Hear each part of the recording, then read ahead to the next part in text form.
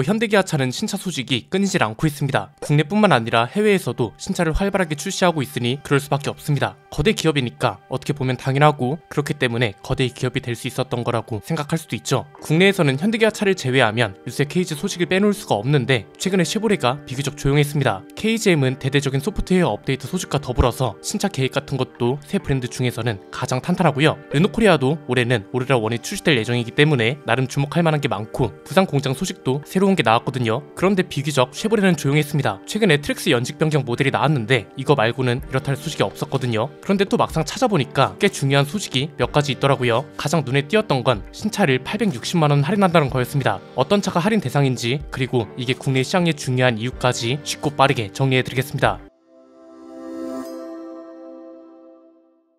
작년에 했던 말 기억하시나요? 2023년은 쉐보레한테 굉장히 중요한 한 해가 될 거라고 했었습니다. 트랙스가 가격 덕분에 신차 효과가 반짝했고 그 뒤로 나올 트레일블레이저 페이스리프트가 분위기를 이끌고 가면 올해 나올 신차들도 긍정적인 분위기를 계속해서 끌고 갈 수 있다고 했잖아요. 그런데 아쉽게도 기대에 그리 부응하진 못했습니다. 트레일블레이저 페이스리프트가 생각보다 가격이 너무 많이 올랐고 트랙스는 또 갑자기 24.5년형이라는 기이한 연식 변경 모델이 내놓으면서 가격이 또 올랐었습니다. 이것 때문에 신차 효과는 반짝하는 거에 그쳤고 그 뒤로도 이렇다 할 소식이 없었습니다. 반면 현대기아차를 포함한 다른 브랜드들은 비교적 새로운 소식이 많았죠. KGM은 저희가 최근에 많이 다뤘고 르노코리아도 올해는 비교적 소식이 많았습니다. 오레라 1뿐만 아니라 부산 공장 관련해서도 새로운 소식이 나왔잖아요. 이게 오늘 이야기랑 연결이 되기 때문에 잠깐 소개를 하자면 르노가 부산에서 재도약을 한다고 합니다. 이게 무슨 말인지 보니까 부산을 아예 르노의 차세대 신차 기지로 구축할 거라고 하더라고요. 야, 이건 사실 이례적인 소식이라고 볼 수 있죠. 르노가 삼성의 이름에서 빠지고 나서는 사실상 완전한 해외 브랜드로 돌아섰잖아요. 국내에서 생산되기 때문에 아직 국산차로 분류되고 있기는 하지만 프랑스 르노 브랜드인 건 부정할 수 없거든요. 그래서 이건 사실상 해외 브랜드의 국내 공장 투자라고 볼 수 있는데요. 내용을 보면 꽤 파격적입니다. 2028년까지 1,080억 원을 투자해서 최고급 신차 생산 수출 기지를 구축하기로 했다고 하고요. 이미 부산이랑도 미래차 협약이라는 이름으로 체결을 마친 상황입니다. 르노가 이렇게 나오는 이유는 간단하죠. 부산 공장이 수출 기지로서의 역할을 잘 하고 있다고 알려져 있었잖아요. 실제로도 그랬었는데 최근에는 내수뿐만 아니라 수출 실적도 부진한 걸로 전해졌습니다. 작년에 10만 4천 대 정도를 팔았었는데 이건 전년 대비 40% 가까이 줄어든 수치입니다. 이유는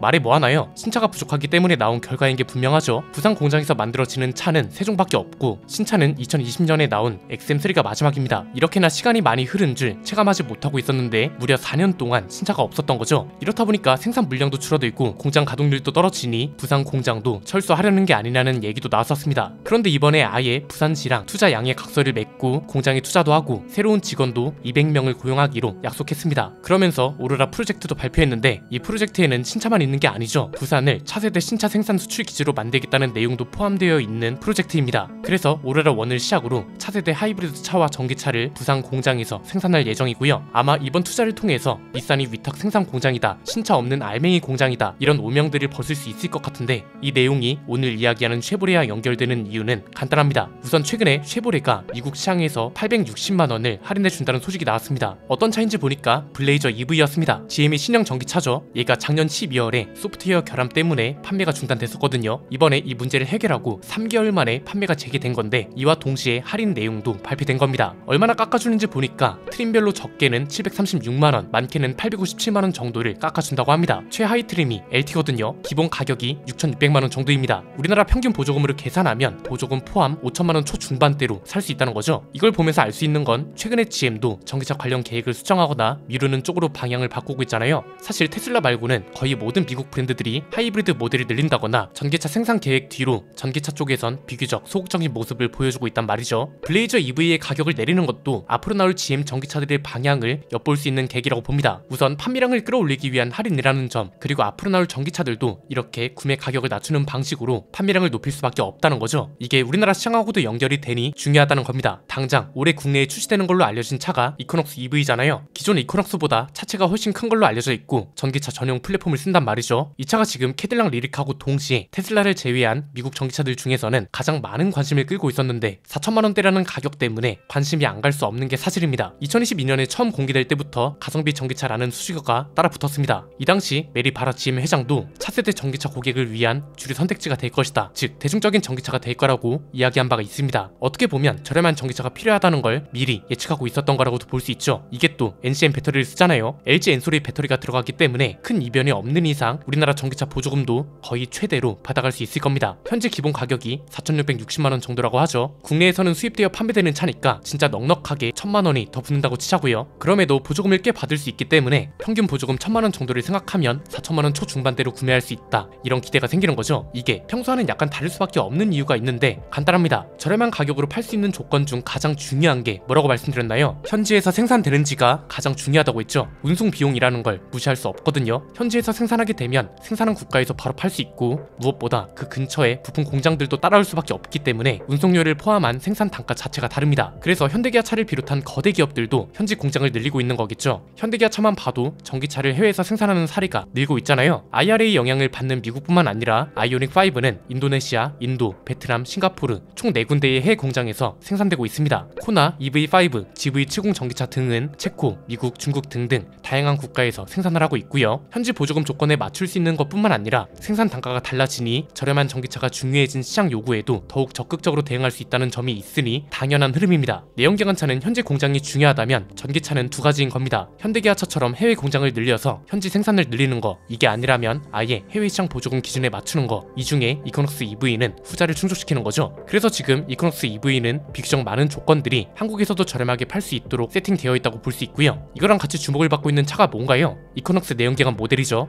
얘도 풀체인지가 됐는데 나름 합리적인 가격을 기대할 만한 포인트가 있습니다. 이미 이 차도 국내에 출시될 거라는 이야기가 많이 나오고 있습니다. 그럴 수밖에 없는 게 최근에 국내 출시를 위한 인증준비 작업에 들어갔다고 하고 내년 상반기 중에 공식으로 출시된다는 소식도 들려오고 있기 때문입니다. 이전 이코노스보다 크기도 커지고 디자인도 좋아진 게 특징인데 한국 공장에서 생산되지 않는다는 건 아쉽습니다. 그렇다고 저렴한 가격을 아예 기대하지 못할 건 아닌 이유가 미국이 아닌 멕시코 공장에서 생산되거든요. 멕시코는 어떤 나라인가요? 저렴한 인건비 덕분에 옆에 있는 미국뿐만 아니라 미국에 진출하기 위한 다른 나라 기업들의 교두보 역할을 하는 나라죠. 폭스바겐 제타도 멕시코에서 생산되기 때문에 우리나라에 비교적 저렴한 가격으로 출시될 수 있었던 거잖아요. 미국의 제재에서도 비교적 자유롭고 생산 단가도 저렴하다 보니 좋은 의미로 중국과 비슷한 역할을 하고 있는 곳입니다. 그래서 비아디도 미국에 진출을 하려고 멕시코의 공장 건설을 추진했다가 트럼프가 관세 폭탄을 때릴 거라면서 저지하고 있잖아요. 지금 국내에 출시되는 걸로 거론되는 게 이코노스 EV, 이코노스 풀체인지, 그리고 콜로라도 풀체인지입니다. 세 차종 중에 이코노스 라인업 두 종류는 비교적 가격을 기대할 수 있는 조건들이 뚜렷하다는 거죠. 그냥 이 조건들만 따져도 저렴하게 팔리지 않을 이유가 전혀 없는 거니까요. 물론 우려가 안 되는 건 아닙니다. 그동안 이렇게 기대를 모았다가 실망을 준 적도 많기 때문에 에이, 쉐보레가 진짜 저러다 또 통수 치는 거 아니야? 이렇게 생각하시는 분들도 많을 겁니다. 뭐 이번에 나올 신차의 가격만 보면 앞으로 GM이 한국 시장에서 어떻게 할지가 보일 겁니다. 만약 가격을 착하게 내놓거나 착한 수준까지는 아니더라도 경쟁 모델보다 저렴하게 내놔서 판매량에 신경을 쓴다? 그럼 앞으로 나올 신차들도 비교적 판매량을 위해서라도 가격을 합리적으로 내놓을 거고요. 그게 아니라면 한국은 확실하게 생산 기지로만 활용할 거라는 의지를 보여준다고 판단하면 될 것 같습니다. 사실 가장 이상적인 건 르노코리아처럼 쉐보레가 굵직한 발표들을 내놓는 겁니다. 판매 시장으로서의 역할을 키운다거나 아니면 아예 르노처럼 생산 기지로서의 역할을 키운다는 확신을 줘야 하는데 그게 없어서 아쉬운 게 없지 않다는 거죠. 올해는 특히 가격이 중요합니다. 전기차뿐만 아니라 하이브리드와 내연기관 차들도 합리적인 가격이 대세로 떠오르고 있습니다. 올해는 현대기아차뿐만 아니라 르노랑 KGN도 신차가 예정되어 있는 만큼 쉐보레까지 합세해서 소비자들한테 즐거운 시장을 만들어줬으면 하는 바람입니다. 오늘 내용은 여기까지입니다. 내용이 유익하셨다면 구독과 좋아요, 알림 설정 부탁드립니다. 지금까지 저는 안피디였습니다. 감사합니다.